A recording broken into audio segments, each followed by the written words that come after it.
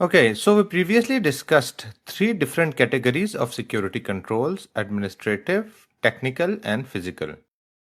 But there is another sort of subcategorization which is based on the goal or the purpose of that control. So, for example, for administrative security controls, they can be preventive, they can be detective, they can be corrective, deterrent, compensating, or recovery based. Similarly, for technical and physical as well. So I'm going to describe each type separately, and then we're going to identify administrative controls, technical controls, and physical controls which have the purpose of being preventive. Similarly, we'll repeat the same exercise for detective, corrective, and so on. So let's start with preventive. So these security controls aim to stop security incidents before they occur. So the keyword here is prevent. So the aim here is to prevent the security incident from occurring in the first place. So now you have to think about what could be administrative type of preventive controls, technical type of preventive controls, and physical type of preventive controls. So for example, in terms of administration or managerial, one nice control is background checks. So you should conduct background checks on people that you hire. This is going to eliminate people who are masquerading as someone else. So this is going to prevent issues before they become more serious, and it's an administrative type of control because you're managing this through a defined policy in which whenever you hire someone, you have the defined policy that the organization is going to conduct a background check. Another example could be awareness training. So you don't want your employees to be targets of cyber attacks. So one thing which you can do proactively to prevent is to conduct awareness training. And once again, this is a type of administrative control because you'll mandate awareness training as part of a policy or a standard. Okay, now let's move on to technical. So we need technical controls which are preventive in nature. Examples of this include firewalls, for example. So firewalls prevent the attacks from occurring. So clearly, a firewall is not an administrative control, but it is a technical control. Because as we discussed previously, technical controls are security measures which are implemented using hardware or software to protect systems, networks, and data. So firewall fits perfectly. It's a technical control and its nature is preventive. Another example could be multi-factor authentication. Once again, it's a technical control and its nature is also to prevent incidents, to prevent attackers or hacker from gaining access by adding this additional layer of security. Moving on to the physical one. So as you recall, these are tangible measures used to prevent or limit physical access to systems, data, and facilities. So we don't want intruders or unauthorized people from physically accessing that asset. Examples of physical security controls that are preventive in nature would be locked doors, for example. So locking doors is something physical. We physically want to limit the people from accessing that secure place, and their nature is preventive. The basic idea is that we want to prevent attackers from gaining access in the first place, for example. Another could be ID badges. So once again, it's a physical control, something that you physically have. And then the nature is preventive because if you don't have a security badge, you won't be able to enter the secure premises. Now moving on to detective. So we want controls that are detective in nature. And what does detective mean? So these controls are designed to identify and alert on suspicious or malicious activity after it has started, but before the harm is done. So if you recall what we did in intrusion detection systems, that kind of activity. So example of an administrative control which is detective in nature would be audits, for example. So once again, as we discussed, administrative controls are usually implemented through policies, standards, and procedures. So you could mandate that there should be audits conducted for any user activity. In terms of technical, it can be IDS alerts, like we previously discussed, snort alerts, for example. They are a technical type of control and their nature is once again detective. We want to detect if something is happening. Another example could again be log monitoring. Moving on to physical.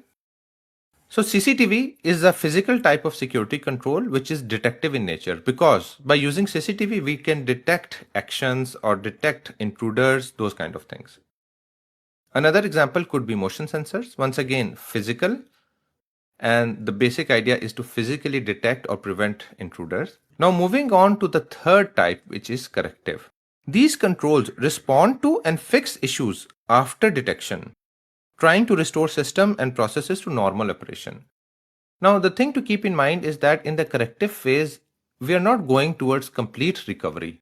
It's more like something has started to happen, we have been able to detect it, now we want to take quick corrective action. The long term recovery is this one. We're going to discuss that later.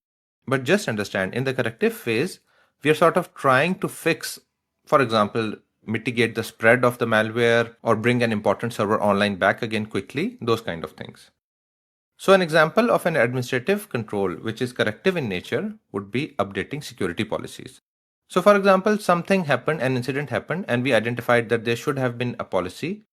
Let's say we previously did not have a well-defined policy on secure authentication.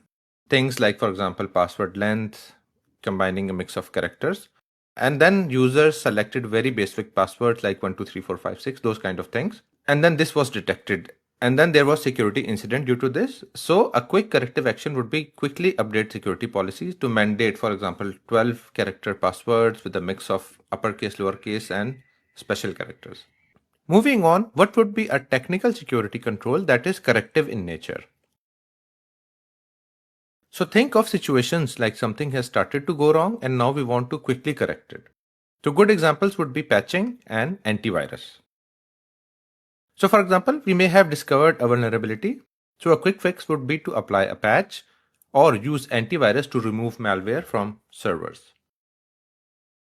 Moving on, a physical type of security control that is corrective in nature could be fire extinguisher, for example. So maybe a sensitive storage room has caught fire.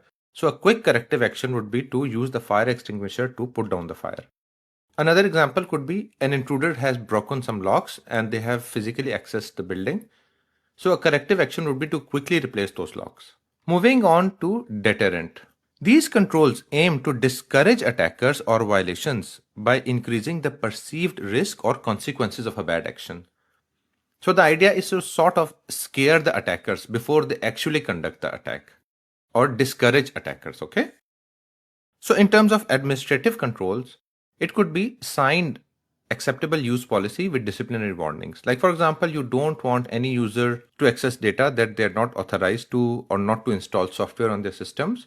So by having a signed acceptable use policy, which also lists down disciplinary warnings, this is going to deter or discourage people from doing the bad thing. In terms of technical security controls, this could be login banner warning. So for example, your login page could show that this page is being monitored and any unauthorized attempts will be prosecuted. So the basic idea is to deter attackers. In terms of physical controls, you can deter attackers by using security guards, for example. So just the presence of the security guard himself is going to basically deter or discourage attackers from trying to physically access the system or the building. Similarly, you can also put warning signs like intruders will be prosecuted, those kind of things. Next is compensating. It's a bit interesting one. So these are alternative controls put in place to satisfy a requirement when the ideal control is not feasible. Now the key idea here to understand is that usually you have a situation you want to control something and there is an excellent security control which can perfectly handle that. But unfortunately, due to some reason, maybe budgetary reasons, maybe technical reasons, you are not able to install that. So in that case, what is the alternate thing that you can use or the next best solution? Let me give you a real world example. Now think of your house, right? A simple solution to secure your house would be, a first step at least, would be to lock the front door. But let's say you are unable to do so for XYZ reason. Now, what would be a compensating control? Well, you could install CCTV, you could use motion sensors. So that way, it's not really the perfect solution, but it's good enough solution or the alternate solution. So in terms of administrative security controls, a good example would be strong passwords plus logging. So ideally, what was the primary security control that was missing? Ideally, you should have been using multi-factor authentication, but let's say due to some technical reason that it cannot be currently implemented. So at least make sure that users are using strong passwords and there is logging going on so that you know exactly if something goes wrong. Not the best solution, but the second best solution. In terms of technical controls, this could be detailed logging plus audit trails. So let's say ideally you want to have role-based access control, where every role has specific permissions on certain assets. But let's say for XYZ reason, you cannot implement it at that time. In that case, at least for every user, you can turn on detail logging and audit trails to make sure that people are not basically abusing their rights. In terms of physical, this could be security checking IDs manually. Let's say you have an excellent biometric state of the art system, but that system got broken or something is missing or something is gone wrong. So people cannot enter the building, right? So you could ask a security person to physically manually vet the ID badges and let people go. So this is a compensating control. Another one could be escorting. So let's say there is a guest, but let's say the visitor badges are finished or they're not working for some reason. So an authorized person could personally escort that guest across the building. Moving on to recovery. These controls are focused on restoring systems and data after a security incident to ensure business continuity. So the difference between recovery and corrective is that corrective is at that point in time. And this is sort of like quick actions. This is more like strategic and long term, or sort of like organization wide.